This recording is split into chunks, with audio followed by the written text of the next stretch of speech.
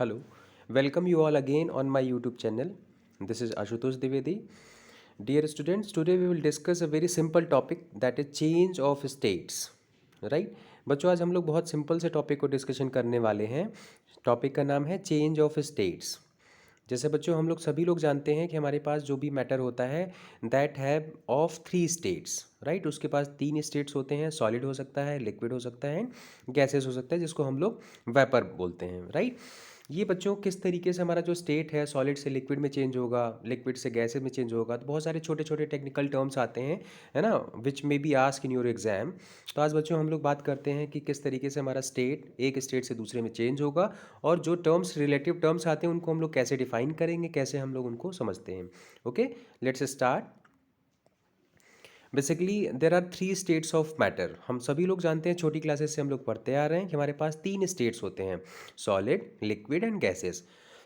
On the basis of molecule बच्चों अगर हम लोग बात करें तो हमें पता है कि सॉलिड में क्या होता है, जो हमारे पास मॉलिक्यूल्स होते हैं बहुत पास पास होते हैं.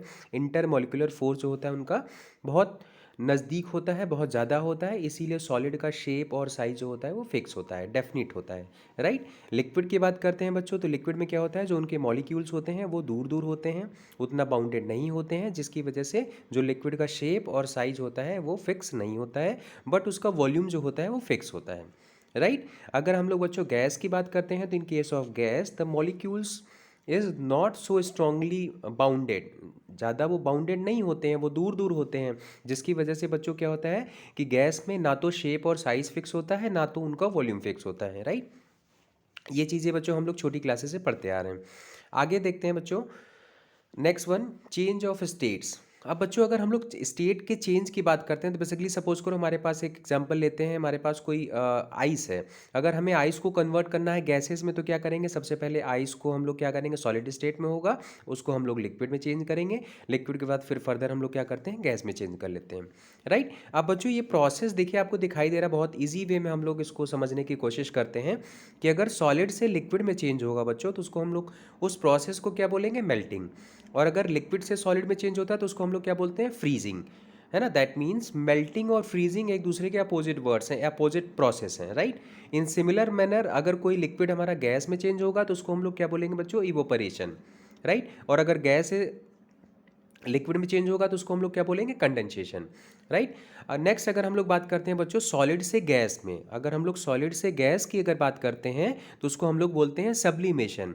This is very important process बच्चों, कि कोई भी ऐसा मैटर जो सॉलिड से डायरेक्टली क्या होता है, गैस में कन्वर्ट हो जाता है विदाउट चेंजिंग लिक्विड, तो उसको हम लोग क्या बोलते हैं, सॉलिड सब्लिमेशन. राइट, और अगर इसके अपोजिट बात करते हैं तो सब्लिमेशन का जो अपोजिट प्रोसेस होगा उसको हम लोग बोलते हैं डिपोजिशन. राइट, डिपोजिशन में क्या होगा बच्चों कि without change in liquid directly कोई भी जो गैस होती है वो सॉलिड में कन्वर्ट हो जाती है. This is the very important topic. आपको ये पता है कि हमारे पास ये छोटे छोटे टर्म्स हैं, इनको हम लोग कैसे डिफाइन करते हैं, सब्लिमेशन क्या होगा, डिपोजिशन क्या होगा, या इनका अपोजिट क्या होता है, या हम लोग कैसे मैटर को एक फॉर्म से दूसरे में कन्वर्ट करते हैं.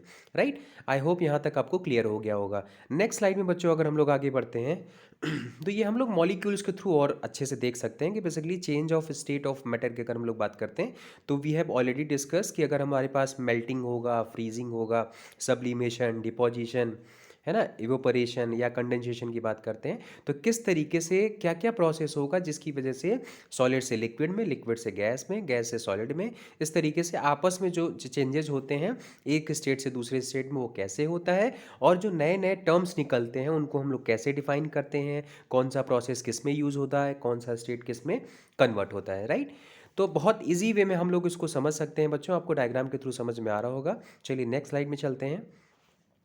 नेक्स्ट बच्चों देखिए, और थोड़ा सा हम लोग टेम्परेचर के सेंस में अगर बात करते हैं, सपोज करो हमारे पास आइस है, तो आइस क्या होगा बच्चों, 0 डिग्री पे होता है.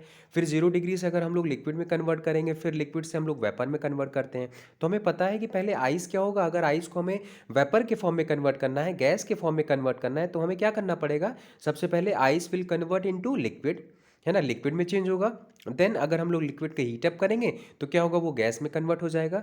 राइट, तो आइस अगर मेल्ट होके लिक्विड में कन्वर्ट होती है उसको हम लोग मेल्टिंग जानते हैं। और मेल्टिंग के बाद क्या होगा, अगर हम लोग लिक्विड को क्या करते हैं, वार्मिंग करते हैं, उसको हीट देंगे तो क्या होगा, वो इवोपरेशन होगा। इवोपरेशन के थ्रू क्या होगा, जो लिक्विड है वो गैस में कन्वर्ट हो जाता है या वेपर के फॉर्म में कन्वर्ट हो जाता है।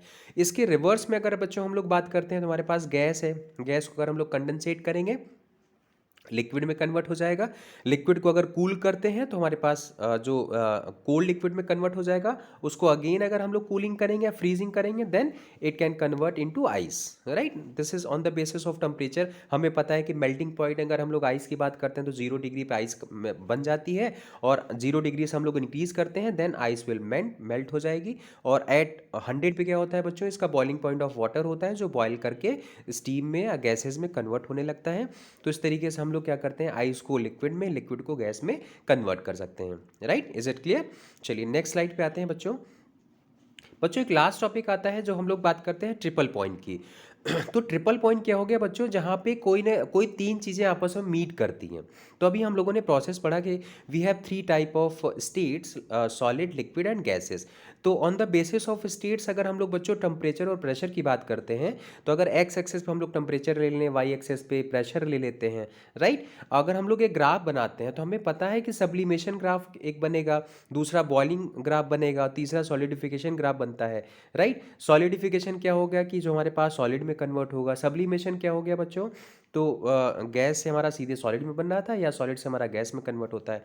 बॉइलिंग की बात करते हैं तो लिक्विड से क्या होगा, वो वेपर में कन्वर्ट होता है। तो बच्चों ये तीनों ग्राफ का जो कॉमन पॉइंट है, the common point of sublimation, boiling curve and solidification, ये जो common point that is denoted by A, that is known as triple point of the matter, triple point of water और triple point of any type of matter we can say, right. तो triple point क्या हो गया बच्चों, जहाँ पे ये तीनों केसेस या तीनों जो फेज आपस में मिलते हैं, एक सर्टेन पॉइंट पे मिलते हैं, एक सर्टेन टेम्परेचर पे मिलेंगे, सर्टेन प्रेशर पे मिलेंगे, उसको हम लोग क्या बोलते हैं, triple point, right.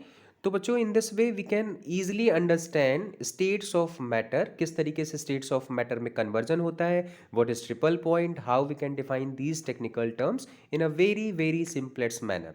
I hope you will like this video, and please subscribe and share this video so that you can get more videos.